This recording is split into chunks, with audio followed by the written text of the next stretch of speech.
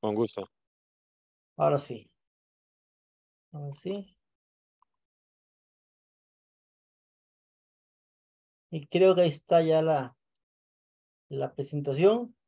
Eh, Amén. Hermano y hermana, estamos en una guerra espiritual. Aunque no lo parezca, aunque no lo creamos, el enemigo está obrando, está atacando, está trabajando y está haciendo todo lo imposible para poder ganar esta lucha. El enemigo tiene sus discípulos, sus siervos. Dios también tiene sus siervos. Supuestamente nosotros somos parte de esos siervos. Y no digo supuestamente porque lo quiera decir, sino que muchas veces, lamentablemente, aunque somos siervos de Dios, vamos a la iglesia, lo hemos aceptado, muchas veces como que estamos durmiendo y no estamos formando parte de esa guerra, de esa batalla. No estamos haciendo todo lo que Dios nos llama a hacer. O sea, no estamos tomando parte en esta lucha y en esta pelea.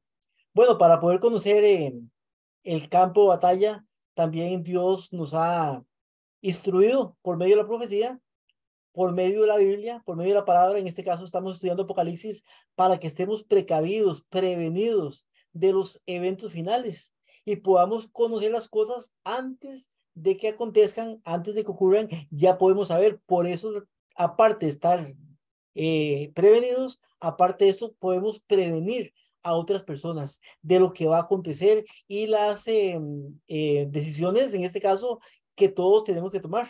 Pero todos tenemos que tomar parte de uno de esos bandos. Los que sean neutrales y quieren permanecer tranquilos en medio, esos lamentablemente van a quedar fuera también, porque el que no está con Dios está contra Dios, está contra Él. Estamos estudiando, hermano y hermana, el libro de Apocalipsis, en el capítulo 4 y capítulo 5, lo último que hemos estudiado. Sin embargo, hoy vamos a ver un tema que está aparentemente fuera de Apocalipsis, porque se llama el día de expiación en tipo y antitipo. Y pregunto, ¿qué es el día de expiación? ¿O qué es el gran día de expiación? El gran día de expiación, recuerde que en el santuario terrenal, porque el santuario terrenal era un modelo del celestial, o sea, el celestial ya estaba. Ese modelo le fue presentado a Moisés para que Moisés pudiera hacer el santuario terrenal. En ese santuario habían varios simbolismos y varios ritos que se hacían todos los días. Había uno que se llamaba, por cierto, el rito diario, que era el sacrificio diario. Ese sacrificio se hacía mínimo 2 veces al día, uno a las 9 de la mañana y otro a las 3 de la tarde, el sacrificio matutino y el sacrificio vespertino. Recordé que Jesucristo era la muerte de dos corderos, uno a las 9 de la mañana y otro a las 9 de la tarde, y esos dos sacrificios. Entre estos sacrificios podían haber más sacrificios, pero mínimo estaban esos dos sacrificios que eran hechos por los sacerdotes. Jesucristo murió a las 9 de la mañana, o más bien fue crucificado a las 9 de la mañana, cumpliendo el primer sacrificio, y murió a las 3 de la tarde, cumpliendo también el segundo sacrificio, o en este caso, el vespertino. Entonces, las fiestas de Israel, en este caso, el santuario terrenal, estaban los dos ritos ceremoniales: el diario, que es del que estamos hablando, que todos los días y podía ir la persona con su cordero, con su oveja, para que su pecado fuera expiado y el cordero era degollado. Eso usted lo sabe, no voy a tomar tiempo para esto, pero también habían 7 fiestas en Israel. La primera era la Pascua, los panes sin levadura, las primicias, el Pentecostés, que todas eran en el tiempo de primavera y verano, la última, o sea, el Pentecostés, y las últimas 3 fiestas, las trompetas, el día de expiación o el gran día de expiación y las cabañas. El gran día de expiación era el día que se expiaban los pecados de todas las personas. Todos esos pecados que habían sido trasladados por medio de la sangre del cordero al velo que estaba separando el lugar santo del lugar santísimo, y también a los cuernos, que también era esparcida la sangre dependiendo del pecado. Entonces esos pecados estaban acumulándose, y ese día, el 10 del séptimo mes, o sea, el día de Tisri, los pecados eran expiados. De eso es lo que vamos a hablar hoy en el gran día de expedición, pero primeramente quiero elevar una oración para que Dios nos pueda dirigir. Vamos a orar. Amado Dios y Padre Celestial, te damos gracias, Señor, porque eres bueno, Señor, con tu pueblo, porque a pesar de que a veces no lo merecemos, o nunca lo merecemos, Señor. Tú, Señor, nos ayudas, Señor, a poder estar cada día contigo, a poder consagrarnos y a poder enseñarnos a través de tu palabra, Señor. Yo te pido, Señor, que nos ayudes a ser humildes primeramente para poder aprender y para poder desaprender también. Que nos des memoria, porque muchas veces lamentablemente nuestra memoria falla y no nos acordamos de las cosas. Y que nos quites el orgullo, Señor, para poder dejar aquello, Señor, que hemos aprendido mal. Bendice cada uno de los hermanos, hermanas, amigos y amigos que están acá en esta plataforma y a través de Facebook también, que tú puedas guiarnos a todos en el nombre de Jesús, tu Hijo. Amén y amén. Amén. Entonces, Amén. hermano, gracias, el gran día de la expiación. Eso es lo que nosotros como adventistas llamamos el juicio investigador. Es lo mismo. El día de expiación se daba un día al año solamente, una vez al año, y ese día era el día 10 del séptimo mes, o sea, el mes de Tishri, era el día de expiación. Ese día, la persona que no iba al santuario y antes de ese día expiaba sus pecados, era desheredado, le quitaban las propiedades y era echado de Israel. O sea, era borrado de los libros como parte del pueblo de Israel. Ya no era más israelita. Lo mismo pasa hoy en día en el juicio investigador que empezó en 1844. O sea, el gran día de expiación es un tipo del juicio investigador. Y esto lo vamos a ver porque en Apocalipsis capítulo 4 vimos que se establece un tribunal que se llama el tribunal de juicio.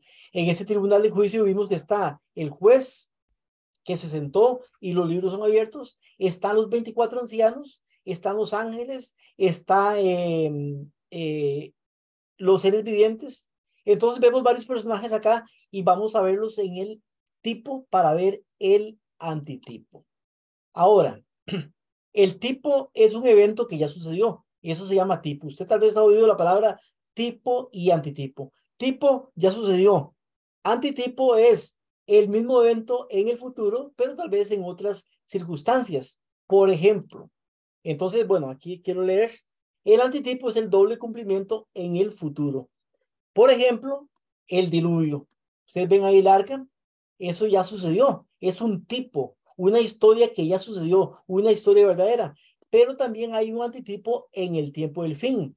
Por eso Jesucristo dice del diluvio. Dice Jesús, porque como los días antes del diluvio estaban comiendo, bebiendo, casándose, dándose en casamiento, hasta el día en que Noé entró en el arca y no entendieron hasta que vino el diluvio y se los llevó a todos. Y después dice, así será también la venida del Hijo del Hombre. O sea que el diluvio es un tipo del antitipo que es la segunda venida de Jesucristo.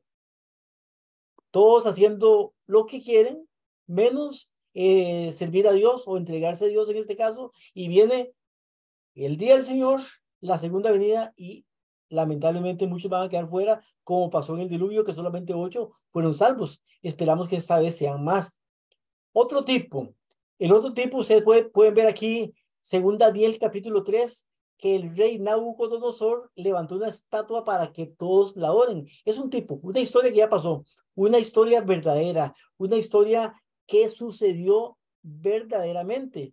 Y vemos esos tres jóvenes que están de pie, que se llaman Ananías, Misael y Azarías, que no adoraron la estatua. Usted conoce la historia. ¿Cuál es el antitipo? El antitipo es en el tiempo del fin.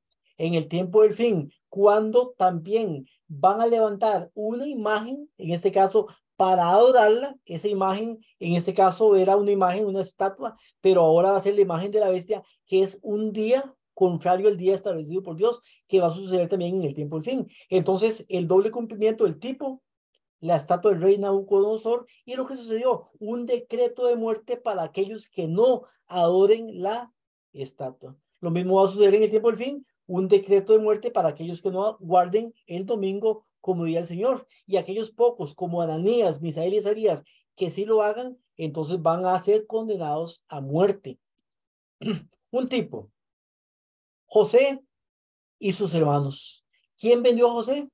Los mismos hermanos de José. Ahí vemos que le llevan la vestidura a Jacob, o están planeando, bueno, ahí está Jacob en el centro, le llevan la vestidura. Pedro es un tipo que también tiene un antitipo. El antitipo ya sucedió hace 2000 años, cuando Jesucristo fue vendido por sus propios hermanos, o sea, su propio pueblo. Pero también se repite en el tiempo del fin, porque dicen que son las propias familias y los propios hermanos de la iglesia los que van a vender a las personas y van a decir, este es de esos. Entonces son tipos y antitipos. Así también el gran día de expiación tiene un tipo que es lo que sucedía el 10 del séptimo mes, el 10 de Tisri, ahí está escrito abajo. Eso se llamaba en hebreo, en este caso, el Yom Kippur, que es el gran día de expiación, o nosotros le llamamos el juicio investigador. Exactamente lo mismo, el día que se expían los pecados. Ese día viene cumpliéndose simbológicamente para nosotros desde 1844, empezando con los muertos y en algún momento son enjuiciados los vivos. Por eso, hermano y hermana, o sea, no podemos pensar en la segunda venida, sí hay que pensar, pero debemos de pensar más de que los vivos en cualquier momento son juzgados. Y usted y yo, ¿cómo estamos? Estamos vivos. Y si estamos vivos, en algún momento, puede ser en unos días, puede empezar mañana. O sea, no sabemos exactamente cuándo, pero cuando empiece, que es dentro de muy poco, porque si la venida de Jesucristo está cerca, está más cerca todavía el juicio de los vivos en este caso. Y ya cuando el nombre sea leído, es borrado o es dejado, una o dos. Y la persona recibe el sello del Dios vivo. Levítico capítulo 16 es el capítulo de la Biblia donde se habla un poquito más extensamente del juicio investigador, en este caso del gran día de expiación. Y quiero que veamos lo que sucede ahí. A veces hay personas que les cuesta un poquito digerir estas cosas, pero vamos a verlo de una manera fácil. Algunos que ya han escuchado algunos otros temas que he dado en la iglesia, tal vez no les cueste mucho, pero los que no han escuchado esos temas, pongan atención para que puedan, para que no nos perdamos en esto y veamos, porque hay cosas que a veces creemos y se nos olvidan. Entonces o sea, hay que canalizar las cosas en nuestra mente para poder saber en qué creemos y en qué no creemos, o qué debemos de creer a la luz de la palabra y qué no. Dice Levítico 16:1. Habló Jehová a Moisés después de la muerte de los dos hijos de Aarón. Aarón tenía 4 hijos. ¿Quién era Aarón? ¿Se acuerdan? Vamos a ir estudiando esto. Aarón era el hermano mayor de Moisés. Aarón le llevaba a Moisés 3 años. Era 3 años mayor que Moisés. Moisés, cuando los niños iban a ser asesinados en Egipto, Aarón ya había nacido, ya estaba. Y María era mayor todavía que Aarón. Entonces Aarón, más bien Moisés, estaba en Egipto con la princesa que lo crió. Usted sabe la historia. Y Aarón era del pueblo de Israel en ese momento porque estaba con su mamá y su papá, Jocabed y Amram, si no me equivoco, si era el papá. Entonces dice que Aarón era levita. Es importante saber eso también. ¿Por qué Aarón era levita? Porque su papá no, su papá se llamaba Amram, sino que uno de sus ancestros más antes se llamaba Leví. Recuerde que Jacob tuvo 12 hijos, 12 varones, aparte las mujeres, pero tuvo 12 varones. De esos 12 varones, uno de ellos era Leví, hijo de Jacob y hijo de Lea, la primera esposa de Jacob, en este caso. Entonces, Aarón venía de Leví, era levita. Si alguien venía de Rubén, era rubenita. Si alguien venía de Judá, era judío. Si alguien venía de Benjamín, era benjamita, de Manasés, manasita, y así. Entonces, a pesar de que todos eran israelitas, cada uno tenía una descendencia de una de las 12 tribus de Israel. En ese caso, Aarón era levita. Bueno, Aarón tenía ¿cuántos hijos? 4 hijos. Dice, habló Jehová a Moisés, que era hermano de Aarón. Moisés, ¿de qué tribu era? Era levita también, porque era hermano de Aarón. O sea, Moisés era levita. Jesús venía de Judá, ¿recuerdan? David venía de Judá. ¿De dónde, hermano y hermana, venía Juan el Bautista? Juan el Bautista era levita también. Recuerden que era hijo de Zacarías, que era sacerdote. Entonces era levita. Y es más interesante, pero eso no es el tema de hoy y no quiero salirme de ese tema. Bueno, habló Jehová a Moisés después de la muerte de los dos hijos de Aarón. Tuvo Aarón 4 hijos. Nabal y Abiú murieron porque prendieron fuego extraño. Eran los hijos mayores. no cuidaron el fuego se apagó, el fuego que Dios enviaba, entonces ellos prendieron el fuego para que no se dieran cuenta de que el fuego se había apagado y por eso murieron. Dice, cuando se acercaron delante de Jehová y murieron. Y Jehová dijo a Moisés, di a Aarón tu hermano que no en todo tiempo entre en el santuario detrás del velo. ¿Qué es detrás del velo? Detrás del velo es el lugar santísimo. Recuerde que el santuario tenía tres partes. El atrio, que es el patio, el lugar santo, bueno, está la tienda se divide en dos partes, el lugar santo y el lugar santísimo. Todos los días podían estar en el atrio y en el lugar santo, y no podían, debían, pero en el lugar santísimo solamente una vez al año podían entrar. ¿Qué día? El 10 de Tishri, o sea, el séptimo mes. ¿Por qué ese día? Porque ese día era el día de la expiación. Entonces dice el versículo 2, Jehová dijo a Moisés, di a tu hermano Aarón que no en todo tiempo entre en el santuario, detrás del velo, delante del propiciatorio que está sobre el arca. El propiciatorio es la tapa del arca donde está el pacto, de la caja, del cajón este, que se le llama el arca donde está el pacto. El propiciatorio es la tapa. Dice, para que no muera, porque yo apareceré en la nube sobre el propiciatorio, o sea, en medio de los querubines. Dice, con esto entrará Aarón en el santuario. ¿Por qué Aarón era el que podía entrar en el santuario? Y no, no en el santuario en este caso. En este caso estamos hablando del lugar santísimo. Pero solamente Aarón podía entrar en el lugar santísimo. Ahora bien, Aarón llegó el momento en que murió. Entonces ya nadie podía entrar ahí.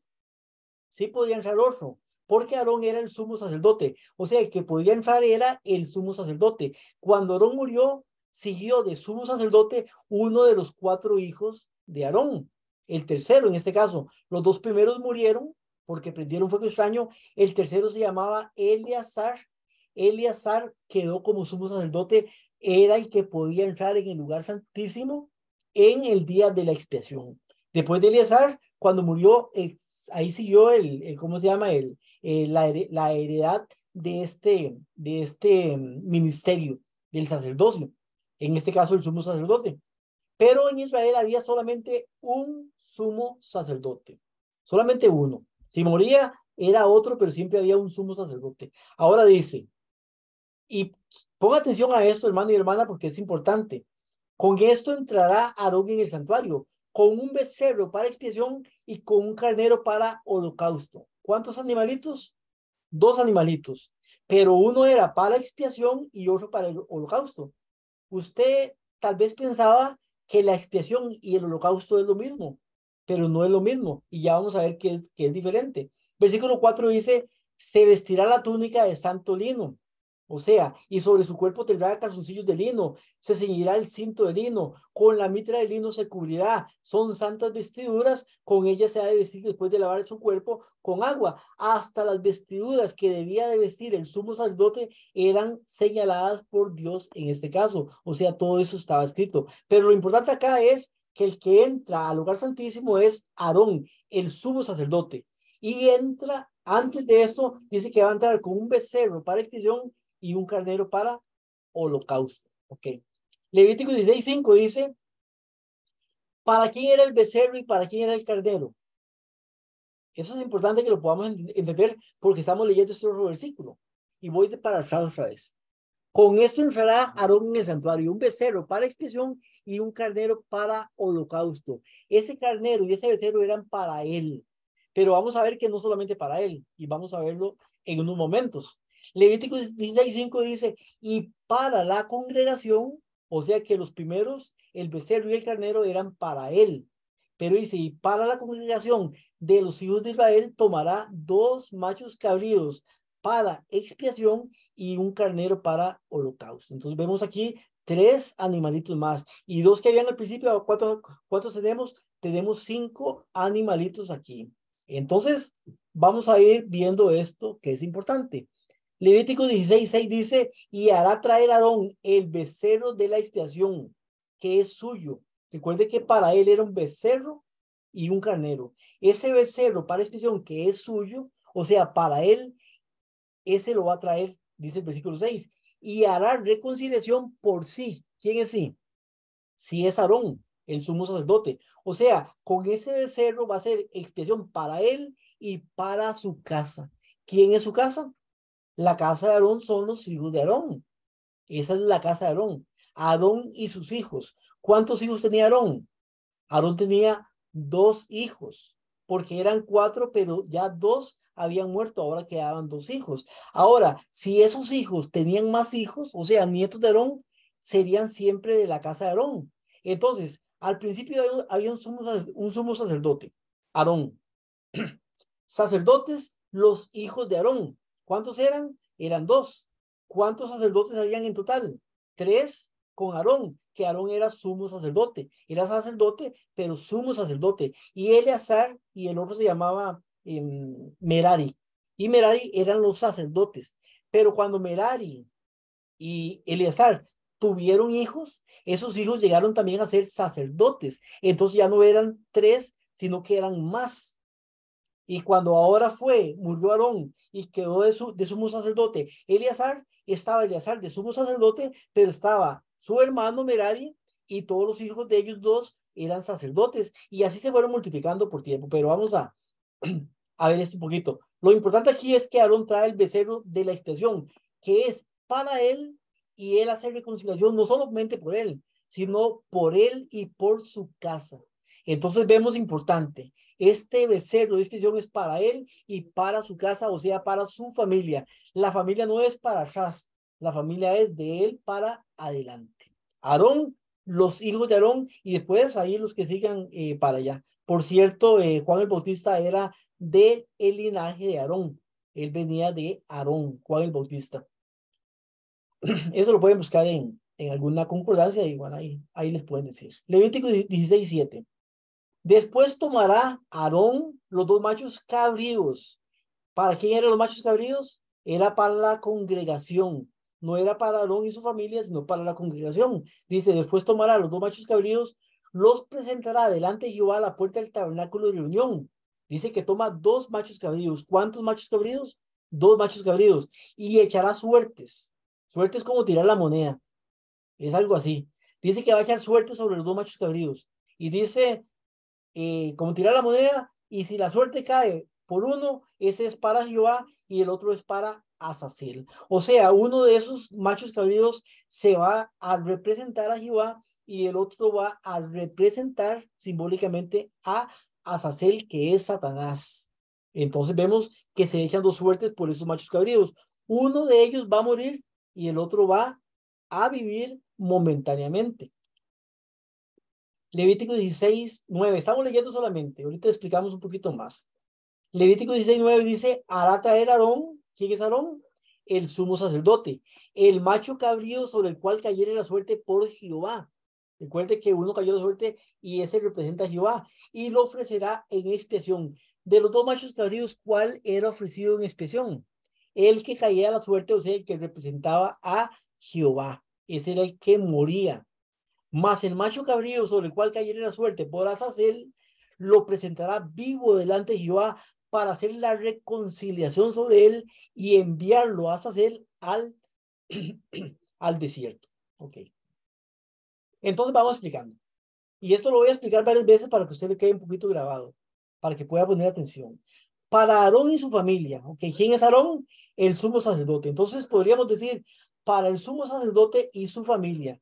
Y digo el sumo sacerdote porque Aarón con el tiempo murió y quedó Eleazar, y ahí sucesivamente en el tiempo de Jesús, el sumo sacerdote era Caifás.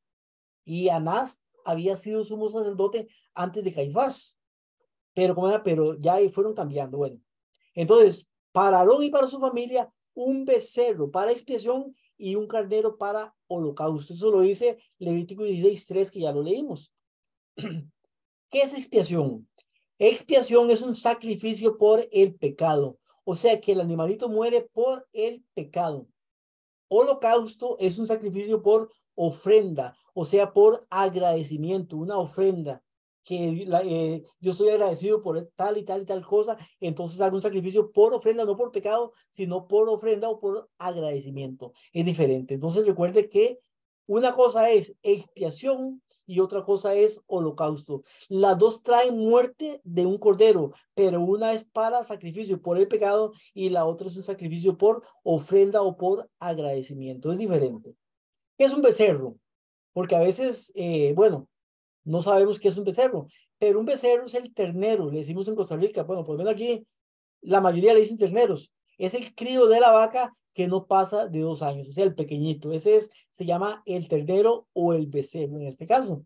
Si la Biblia pudiera tener una traducción de ética, en este caso le pondríamos seguramente un ternero, pero eso es lo que es un becerro. Cuando la Biblia dice becerro, está hablando de un ternero. ¿Qué es un carnero? El carnero es el macho de la oveja. Entonces usted puede ver el macho de la oveja es el carnero, no la oveja, sino el carnero en este caso. Para la congregación de Israel, bueno, ya dijimos que para Aarón era un becerro y ¿cómo se llama? Y un carnero. Para la congregación de los hijos de Israel, entonces lo primero era para Aarón y su familia. Ahora, para la congregación son todos los demás del pueblo de Israel. Todos del pueblo de Israel. Serían 2 machos cabríos para expiación y un carnero para holocausto. Eso lo dice Levítico 16:5, que ya lo leímos. Expiación, como ya dijimos, es sacrificio por el pecado. Holocausto es ofrenda, por ofrenda o por agradecimiento. ¿Qué es un macho cabrío? Un macho cabrío se parece mucho en este caso, aquí, al carnero. Se parecen bastante. Usted puede ver el carnero y puede ver el macho cabrío, se parece mucho, pero el macho cabrío tiene esa barbita que lo distingue a él. Es diferente ¿cómo se llama? Al carnero este. Es muy diferente. Levítico 16:6 dice, hará traer Aarón el becerro. ¿Qué es el becerro? ¿Recuerdan? Es el ternero para nosotros de la expiación que es suyo y hará reconciliación por sí y por su casa. Entonces es importante que quede grabado en nuestra mente de que el primer becerro es para expiación de Aarón, del sumo sacerdote y de su casa. O sea que habían 2 expiaciones diferentes aquí en el día de expiación. Una que era para Aarón y para los hijos de Aarón y la otra que era para la congregación. Diferentes, pero habían 2 diferentes. Para Aarón y su familia, ya lo vimos, un becerro para expiación y un carnero para holocausto. Expiación, sacrificio por el pecado, de nuevo. Holocausto, sacrificio por ofrenda.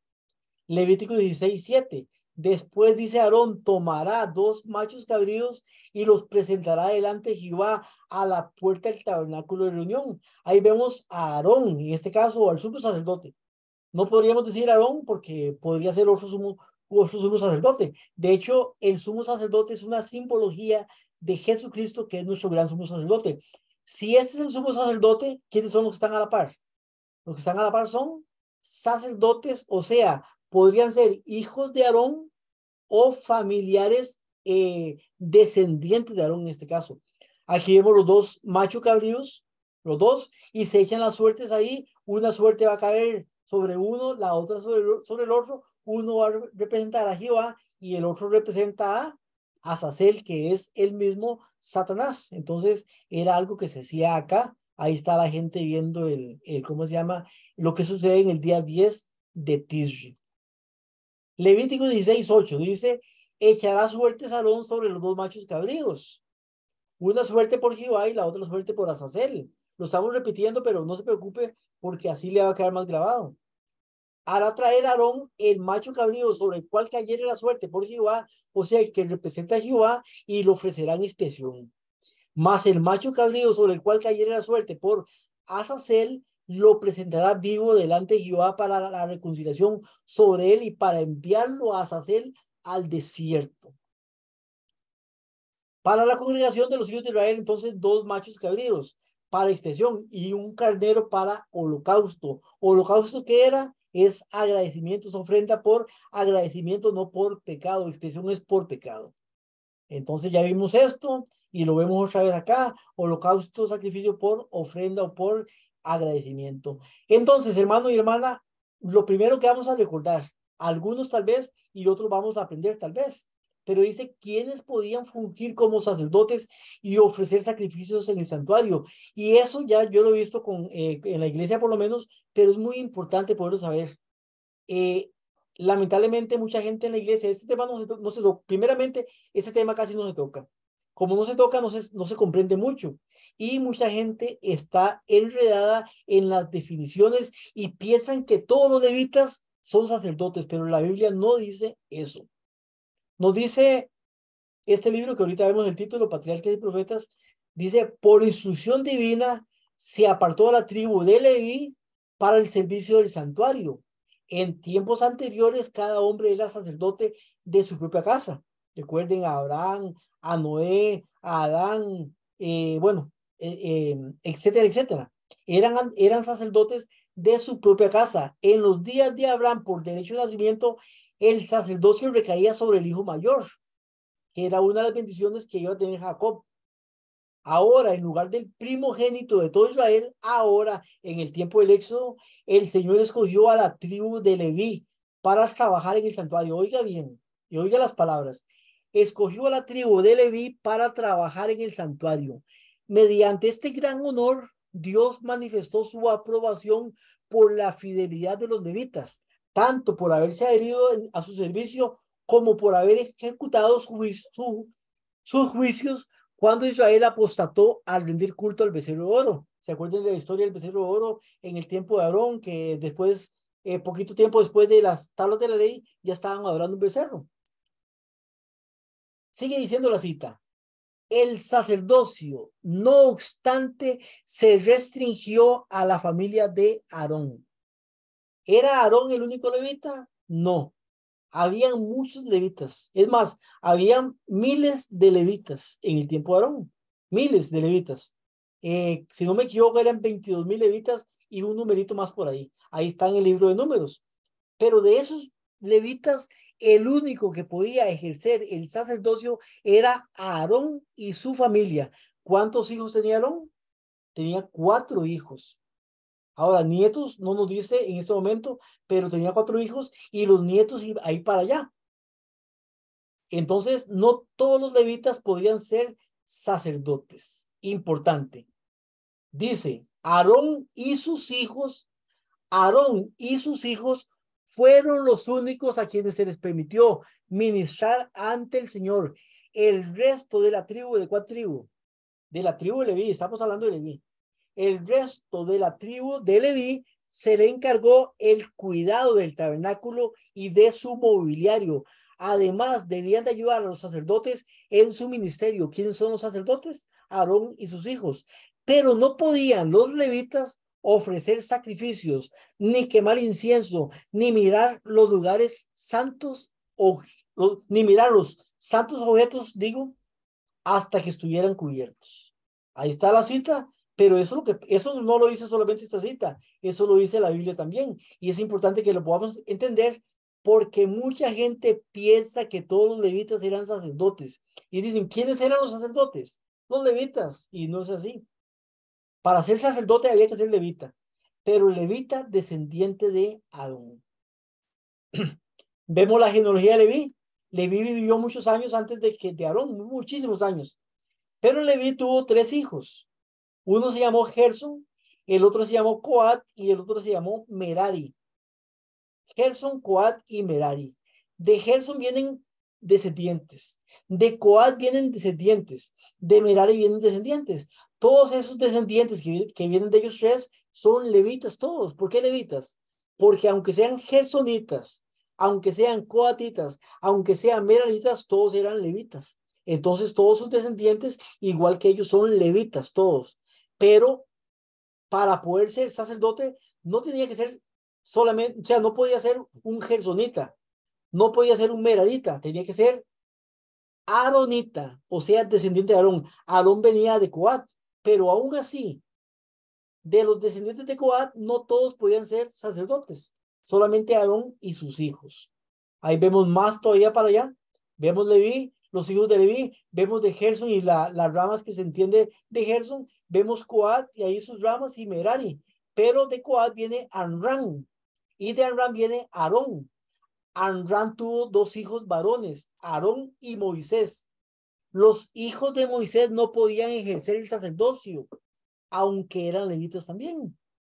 Sacerdotes solamente podían ser los hijos de Aarón. En este caso hay 4 acá que usted puede ver. Nadab, Abiú, que murieron, Eleazar e Itamar. Ahora dije Merari, era Itamar. Merari, estoy hablando del hijo de Leví.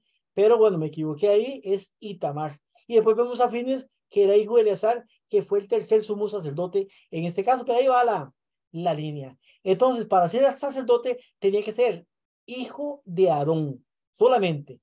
Bueno, solamente no. Hijo, nieto, bisnieto, ahí para allá. Ok. Los que no fueran descendientes de Aarón no podían ejercer el sacerdocio. Y eso es importante que lo podamos entender.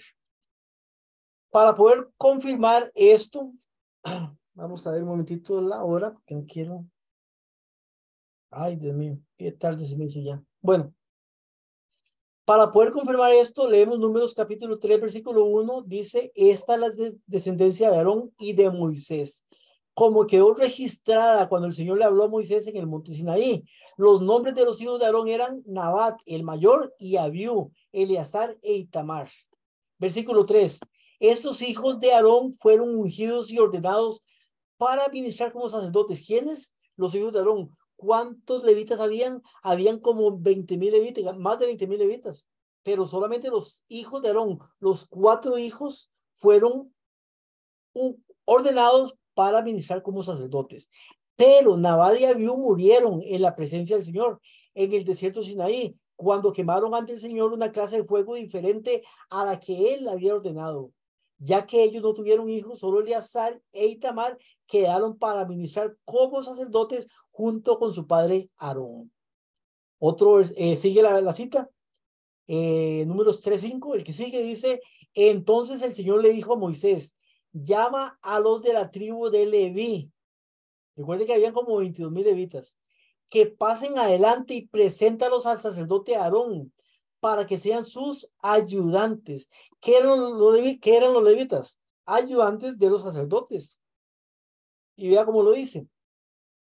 Los levitas servirán a Aarón y a toda la comunidad en el desempeño de sus deberes sagrados dentro y alrededor del tabernáculo. También los levitas van a cuidar de todo el mobiliario de la carpa sagrada y servirán en el tabernáculo en representación de todos los israelitas. Designa a los levitas como ayudantes de Aarón y de sus hijos, porque de entre todo el pueblo de Israel ellos fueron dedicados a este propósito. ¿Cuál propósito? El de ser ayudantes de Aarón y de sus hijos, que eran los sacerdotes. Número 3:10. Nombra a Aarón y a sus hijos para que lleven a cabo los deberes del sacerdocio. ¿A quién? A Aarón y a sus hijos. Pero toda persona no autorizada que se acerque al santuario será ejecutada. Los levitas no podían hacer sacrificios. No podían ejercer dentro del santuario en el lugar santo. O sea, no podían llevar la sangre y esas cosas, no podían hacerlo. Solamente los sacerdotes que eran Aarón y sus descendientes, o sea, el sumo sacerdote y los sacerdotes. ¿Cuál era el trabajo de los levitas entonces? ¿Eran sacerdotes? No. Los levitas no poseían tierra, no tenían heredad. Aunque no poseían tierras, los levitas vivían de las ofrendas que el pueblo de Israel presentaba en el templo. Una parte de ellas era destinada a los levitas, quienes tomaban para sí, para sus propias necesidades. Históricamente, los levitas poseían derechos exclusivos para aprender y enseñar la Torá a las demás tribus. Luego de la destrucción de Jerusalén, los privilegios y responsabilidades de los levitas se resumieron en la lectura de la Torá en las sinagogas y en diversas actividades litúrgicas y rituales, pero es diferente levita a sacerdote. Primera Crónicas 23:13. Los hijos de Aarón fueron Moisés y Aarón, o Aarón y Moisés. Aarón y sus descendientes fueron apartados para dedicar lo que es sumamente santo. Aarón y sus descendientes. Ofrecer sacrificios en la presencia del Señor. Servir al Señor y pronunciar bendiciones en su nombre para siempre. El trabajo de los levitas consistía en ayudar a los sacerdotes, Primera Crónicas 23:28, los descendientes de Aarón. Mientras que servían en la casa del Señor, también se ocupaban de cuidar los atrios, etcétera, etcétera. Bueno, y después dice aquí, Primera Crónicas 23:30, Además, cada mañana y cada tarde comienza a hablar de la labor de los levitas, que era diferente. El versículo 32 dice, por lo tanto, bajo la supervisión de los sacerdotes, ¿quiénes son los sacerdotes? Aarón y los hijos y los descendientes de Aarón. Esos son los sacerdotes, que es diferente a los levitas. Y para poder entender lo que sigue, teníamos que estudiar primeramente esto para poder ver lo que se está haciendo en el día de la expiación. Vamos a quedar, hermano y hermana, en esta parte, porque ya son las 8. Se me hizo el tiempo largo y yo pensé que hoy iba a poder terminar este estudio, pero ya veo que no. Para dentro de 15 días, si Dios lo permite, ojalá y podamos hacerlo para que no se haga mucho tiempo, poder ver ya lo que es el día de expresión en tipo y antitipo. Ahora, antes de pasar a Ulises, darle la palabra, antes de eso quisiera pedirles, preguntarles si alguno tiene alguna pregunta, alguna duda, puede levantar, ese es el momento, puede levantar su mano ahí para poderla ver o levantar su voz y podemos responderle si Dios lo permite. Mi esposa. Solo tengo, bueno, tengo una duda, digamos. Me queda claro lo de los sacerdotes, digamos, que solamente la descendencia de Aarón eran los que podían, ¿cómo se llama? Participar de lo que era en el lugar santo, el lugar santísimo, digamos. Pero una pregunta, lo de los animales, eso es lo que no me quedó muy claro, digamos, ¿tiene algo que ver la simbología de cada animal, digamos? En este caso Eso tiene es que lo que... ver en el día de expiación, porque lo importante es que cada animal era para un grupo diferente de personas. Y eso es lo que vamos a ver en la próxima vez. Ahí vamos a ver para qué es un animal y para qué es el otro, para poder entender, porque lo que queremos entender más que todo aquí no es tanto esto, pero para poder entender lo que queremos entender, hay que estudiar primero esto. Lo que queremos entender es el tipo y el antitipo, porque Jesucristo es un tipo más bien un antitipo del tipo que es el sumo sacerdote. Jesucristo es nuestro sumo sacerdote. Y así queremos ver los tipos que se dan en el santuario también, en todas estas cosas. Pero los animales más que todo eran para sacrificios, no era tanto para simbologías, porque todos los animalitos, diferentes que fuera un macho cabrío, fuera una oveja o fuera un carnero, todos simbolizaban a Jesucristo, todos. Listo. Listo, listo, esa era la duda. Ahí, Y hermano entonces Cheney. el próximo estudio, entonces me queda un poco más Sí, claro. en el próximo le queda más claro a usted y a todos los que tengan la misma duda. Hermano Cheney. Amén. Buenas noches, hermano. Tal vez no estuve presente cuando lo dijo, pero ¿por qué razón fue que Dios escogió em, a la familia de Aarón para ser sacerdotes? ¿Hay algún lugar donde lo explica la Biblia o así?